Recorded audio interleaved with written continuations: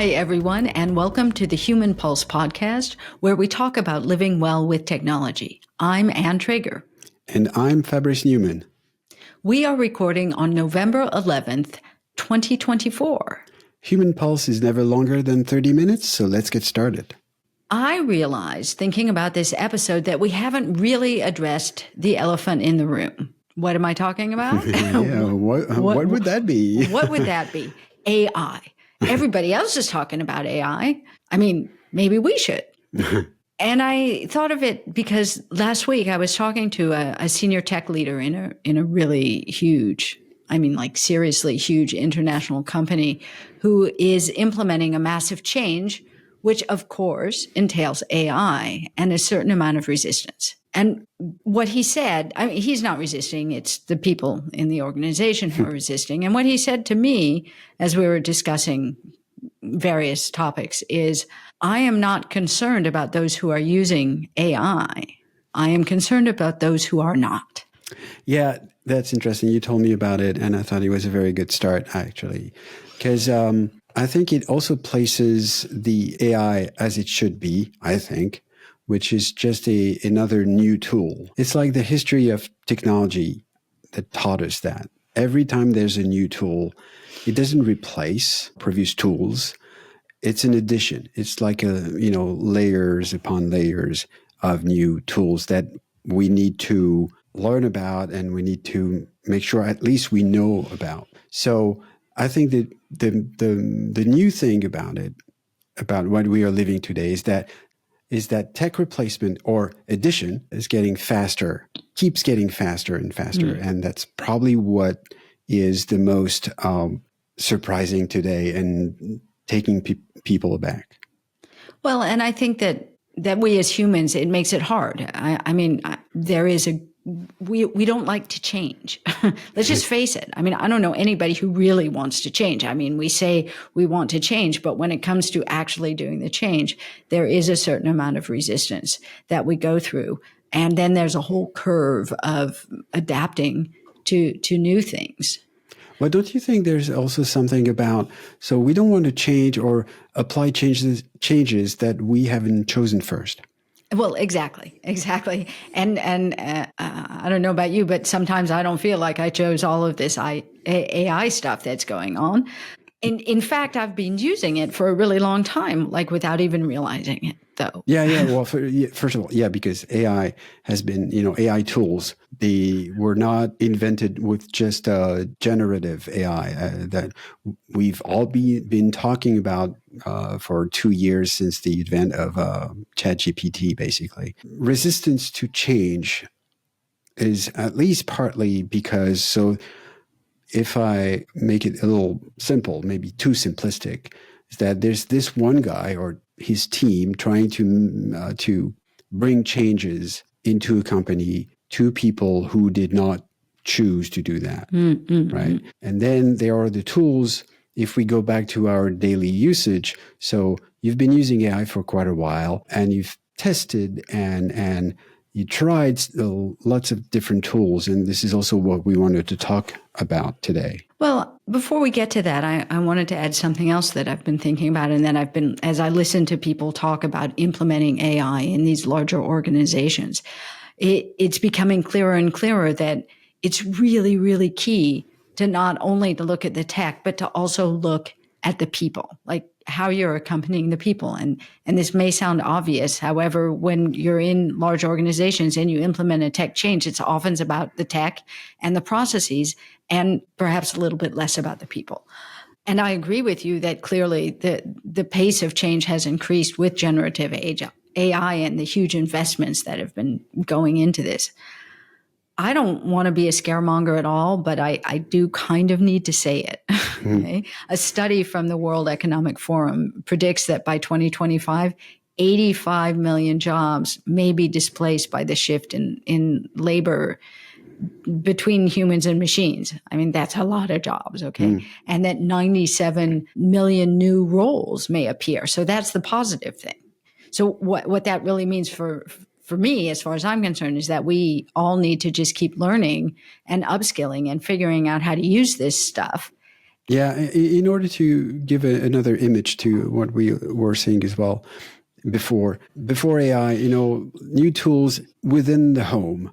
Like I was 10, 11, 12, and we had a VHS recorder arriving at home, and I had to teach my mom how to use it. But she wanted to use it because she saw an interest to it. And I think it's always the same story, right? It's a new tool. It's a new tech tool. And nowadays for us, tech means, electronics, but it's the same thing with any kind of tech through history. And so it's really linked to what you were saying, which is, so we need to adapt to those new things when we find an interest to them. But in order to find an interest, we need to try them. So it's kind of a circle. Exactly. Well, that brings us to the main topic we wanted to talk about today, which is what we are actually using in terms of these new generative AI tools. I heard somebody describe it this way the other day. I can't remember who. So I am sorry if you are a listening person who told me this, who described AI as like a drunk friend. So, you really want to help them out, but they're not very reliable. Okay. And I think that's pretty much my experience. Maybe they slur the words a little bit, and you have to kind of listen really carefully to make sure you understand what they're really saying. And that's the way I feel about the generative AI I've been using recently. I tend to use it as a research assistant. And when I do so I will use a number of different generative AI tools to do research and to think about ideas. And it's good and bad. So it is, you could also say it's kind of like an intern. You can't really trust what's coming back. And you have to be really careful. I find that I have to be really careful in the prompting in order to get accurate responses and to make sure that the information I get back can be verified. And then I do proceed to verify. So that's when I'm using it as a research assistant. I like to use it as a thought partner. I almost find that some of these tools are much better as a thought partner for when I'm developing content. I don't actually use it to write the content. I use it to come up with ideas, and then I will write the content from there or rewrite it from there. It requires a lot of tweaking of the prompts. Like I will layer the prompts in order to get something that's useful. The other thing that I like to use it for is as a time saver for doing summaries or, whipping up a presentation when I have already some content and I want to do a presentation with it. It will throw it together. It's a huge time saver for me. And it is also a little bit of a time suck for me because it's this huge rabbit hole and I just dive in and then I just want to keep looking and exploring, and it's wasting my time much more than it is actually adding value. That said, I can truly see just from the way I've been using it that as I get better at using it and pinpoint where it really does add value, it will really, really help me in any of the busy work that I have to do. So I will be saving time. And I believe that by helping me out, by getting different ideas, it's also opening up to more creativity. It is also opening me up to more creativity. And that's what I really want from the AI right now, is that it will free me up for more creative thinking and also to be able to spend time with people. Yeah, that's interesting. So it makes me think of a quote. So in my other podcast called Les Voix de la Tech, so it's in French, my partner, Benjamin Vincent, was able to get a nice interview with Eric Serra, who's a composer, who's so his music through movies like The Big Blue, Leon, Nikita, and The Fifth Element. And so he asked him the question if he was using AI in his field of music. And then he asked him, but would you use AI to create music? And his answer was, I thought, incredible. He said, AI as a new instrument, maybe, but not as a new artist. And this is exactly what you're describing, which is helping discover new ideas, being used as a sounding board. And this is also how I use AI. Probably not as much as you do, not every day, but sometimes having a conversation with an AI, with the chatbot. Let me add that the conversations are almost always through a keyboard, not via voice. I don't know how you use that, but I hear sometimes people saying they have like vocal conversations with AI bots, and this I haven't been able to do yet, other than for a demonstration. So I'm curious, because you say you haven't been able to do it yet. So what's holding you back? Doing the conversation, it doesn't come naturally, I guess, like the conversation we are having now. And it's probably, I've been so, I'm going to butcher the word again. Thank you, Anne. Working against the anthropomorphization of AI. I don't want to consider it as a human being, and probably I don't want it a little bit too much. So having a conversation is really not natural to me. Asking question through text, yes, because for me, like using a prompt, I mean, like a almost like a terminal command. It for me, it's a just a computer tool. So this is how it works for me. As I used to say, as I say very often, like the real people, they don't have this kind of considerations. It's whether it's a tool or they don't. I don't think they think like that, because it's just a tool they can use, and vocally, why not? I mean, we have voice control devices in our homes, and the Amazon Echoes and Siri and what have you. So we circle back to what we were saying earlier, which is that the whole thing about these tools is whether we find some use for them. Yes. And that you, if I understand correctly, feel a little bit in this distorted dimension because you work in tech and you have worked in tech for a long time and you think about tech. And so for you, you're thinking about, well, this is a tool. And for me, I want it to stay a tool. So for it to stay a tool, I type it and so on and so forth. But then most people just don't do that. Either it works or it doesn't work for them. Yeah. And that ties in with what we were saying the last time about trust, is that, we trust the tools when they work for us. And if they don't work for us, then we just don't trust them. So it's a. But the AI sphere is so big that it can be used in very different ways. So having, using that as a sounding board, I do. As a side note, I don't know about you, but whichever chatbot I use, I don't find them to be that different from each other. I tried ChatGPT 4.40 mini, whatever flavor of ChatGPT we can get to, or Claude Sonnet or Perplexity, the small and large model, or the Abacus Smog, SMAUG, and I still have no idea what it means. And so I tried all those, and I don't think I've found many differences between those as far as the results I got were concerned. At the beginning, when I was using it and I was playing around, and I would put the same prompt in a whole bunch of different ones, and I was finding some differences, and it's changing so very quickly, and they are all just getting so much better that I'm not really seeing the differences. What I'm finding does make the difference is how you do your prompts and how you layer your prompts. Like you just keep adding like different prompts on it to refine what you're doing. And even then you don't want to do it too much, because then you can go off into this wild area where you had no idea. It's kind of a weird interaction. It's not a dialogue, okay? Because sometimes it's totally not logical. And when you do that, then you spend so much time that it's not a time saver anymore. Exactly. So it's kind of weird. But you're using it for some things that are very, very helpful. And for other things. So first of all, this very podcast summary is done by AI. So when we're done recording and start editing it, then we use a tool called Riverside, and it creates a summary for us, and it's always pretty good.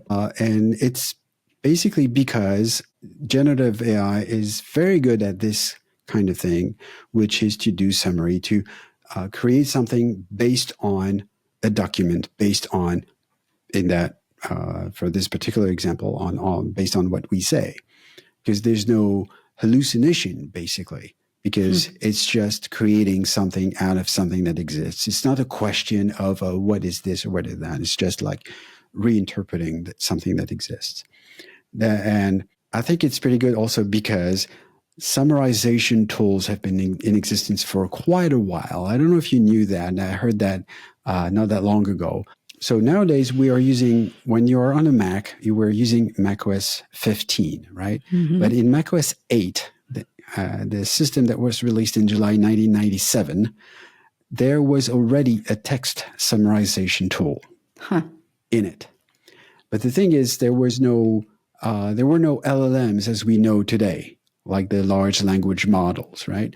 So it would use a statistical approach to find which sentences were the most important in a text, in an essay or something, and delete the others. So it was not rewriting it all.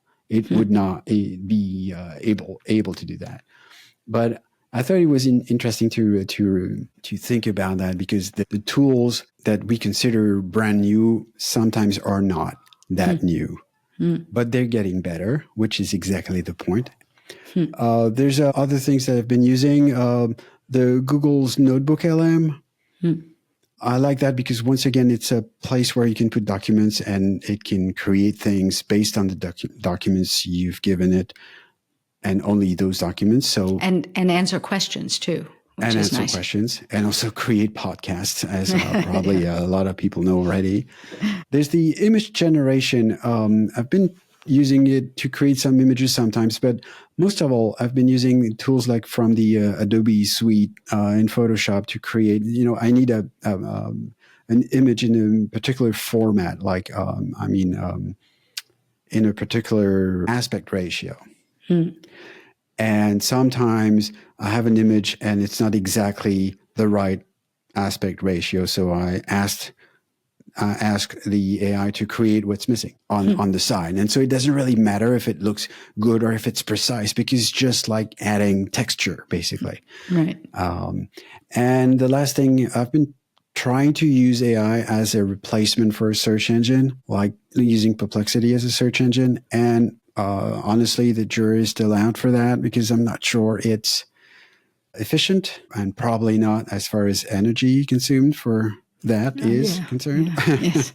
I think that we can actually we will talk about that. We will talk about that at some point, but I don't think I think just a Google search or a regular search engine search is a whole lot more energy efficient. That said, when we are talking about the different AI tools, to my knowledge, at this point in time, Perplexity may be slightly better at search than the other ones. And in any case, I find that when you search for stuff, it brings back all kinds of really wonderful things. And then you say, wait, where did you find this? And it's like, oh, well, that doesn't really exist. But maybe you can look at this. And so it's kind of weird. You have to be really careful with search. Yes, absolutely. And it will even say, like, you ask for sources, and I've even had it come back, which it says source, in parentheses, and you click on it and it like goes nowhere because the source doesn't exist. And you say, so what is the source? And it says, oh, well, I don't really know. Basically it's like, oops, I'm sorry, this thing doesn't exist. So, and it brings another thing, which is more and more people are using this type of tools to search on the web, but without making sure that the sources are correct, and it just take for granted the answers they get, and that's a problem. What I understood is that these tools, or some of them at least, again, are trained to actually give you an answer. So it's almost as if, it has to give you an answer. So it's not going to say, well, no, that doesn't exist or whatever. It's just going to give you an answer. So even if it has to make things up. And again, I have no basis for saying that other than, things that I've kind of heard around the area. So. Well, in any case, these are tools that we need to learn how to use. And so given this, how do you see humans in this new equation? Like, this equation written by these tools? Well, I think that one thing is for sure, that they are going to be more and more part of our existence. And when these tools take on so much space, then what I think that we humans can do is to really build up the human skills that AI is not doing, you know? I mean, these are things like emotional intelligence. And even if AI can seem emotionally intelligent, AI is not necessarily going to help you when you have another person in front of you. Okay. I mean, unless it's like whispering in your ear, and presumably that's going to happen anytime soon. However, I would much personally like to build up my own emotional intelligence so that I can deal with the emotions and the stress of human interactions in a way that is positive and helps build genuine relationships with other people. I think that is one thing that could give us, well, that gives anybody a real advantage. The more emotionally intelligent you are, the more advantage you have with people and potentially as well with machines, because part of it is managing your emotions. The other skill that seems important to me is this one we've been talking about all along, which is adaptability. As the pace of change continues to increase and unexpected things continue to happen all the time, our ability to decide when and how best to pivot is really important. It's really important to know how to make those changes and when to make those changes, and to use our emotional intelligence and our stress management to remain calm in the face of all this change. I also think that there are things like ethical decision making that AI, from what I know, is not doing so well. And that having human judgment is really key in navigating some of these ethical things that are deciding between right and wrong. I was listening to another podcast recently about the implementation of AI in organizations, where the people were suggesting that it's really important to have a human decision maker in the process. If you are going to implement a process with AI, at some point you have to have human intervention for this very reason of ethics and also trust that we were mentioning earlier. Other areas for me that seem important are creative problem solving. I think humans do it really, really, really well. Humans are really good when we actually get together and talk to each other and try to innovate and find solutions. We do it really well. And we also are really, really good at critical and strategic thinking. And we question assumptions and we consider multiple perspectives and we make judgment calls in really ambiguous situations. We know how to do this. And we know how to develop long-term visions and imagine long-term implications. So I'm just saying we know how to do this really well. Let's just capitalize on these skills. Yeah. So I guess the question everybody is wondering is, will those tools be able to do those things anytime soon? And it seems that we almost all agree that the answer is no. But until then, if ever it happens, what can we do? I think we can only, whatever we think, I think we can agree on the fact that these tools are here today and are here to stay. So we need to use them. We need to try them. We need to get accustomed to them because they're here. I think that this is the same thing I tell everybody I talk to. I train people, using computers. Don't be afraid. Try, and this is how you're going to learn how to use whichever tool you want to use. Yeah, so continuous learning is really, really going to be important for all of us, I believe. Along with curiosity, like just keeping really an open mind about change as it happens. I also believe that, we can develop through collaboration and networking with people who know things about this or who don't, just to try. Just talking to other people. I just think we need to keep talking to other people, not only through the intermediary of these machines. Okay. I also think it's important to let go of things like our old ways of doing things. And that's a lot harder to do. I will admit it myself. It's hard to let go of old ways of doing things. But the more we're able to do that, the more we can integrate some of these new ways of doing things. So those are my thoughts on how we can stay human and live well with this technology. What else have you been thinking about lately when it comes to AI? Yeah, and I wanted to talk about the latest Apple ads about Apple Intelligence, their new AI tools that are integrated in their new systems, the new versions of their systems. And So I'm sorry, I'm going to be a little negative here. Okay, this surprises me because I always usually love Apple ads. I mean, I know. Sometimes they're so beautifully done, you know? Yeah, but so maybe you remember this crush ad where, they used a big press to crush all creative tools in order to show that you could do everything with an iPad Pro. So they would crush well, if something musical is crushing it, it sounds musical it sounds instruments awful. and TVs and crayons and paint and everything. And so those new ads about AI show people using the new AI tools, and they're weird to me. For me, it's like Apple is getting tone deaf about the use of AI, and it seems that they want us to believe that these AI tools are created for lazy people. So you can use AI so you don't have to work, which is the total opposite of how we see those tools, as tools to help, not to replace, right? So the one that struck me the most is you see some guy in an open space office, and he's not doing anything. He's playing with paper clips. He's unrolling roll of tape for no reason, and singing, or, going like really doing nothing. And then he takes his iPhone and writes an email with very bad vocabulary, bad sentence structure, and then asks the AI to rewrite this in a professional tone so he can send it to his boss. And his boss receives it, and he's very pleased to see that, and also almost surprised to see that this guy in the office is like, he wrote this. Oh, that's good, right? Mm. And I think it gives an image of AI. I don't like this one, right? Yeah, I get it. Well, first of all, it sounds like the guy that I would just be bored if I didn't have to do anything and still had to be in the office. Yeah. So I don't know nobody I works with wants to be bored at work, So yeah. First of all, and then there's this sort of idea of not actually being who you are, and so giving a false image. And I don't know. There's a lot of I hear what you're saying. So there are a couple of other ads that are a bit like this, as far as I'm concerned. So I will urge you to go watch those. We'll put the links in the show notes. It's weird. Share your opinion about them. Yeah, exactly.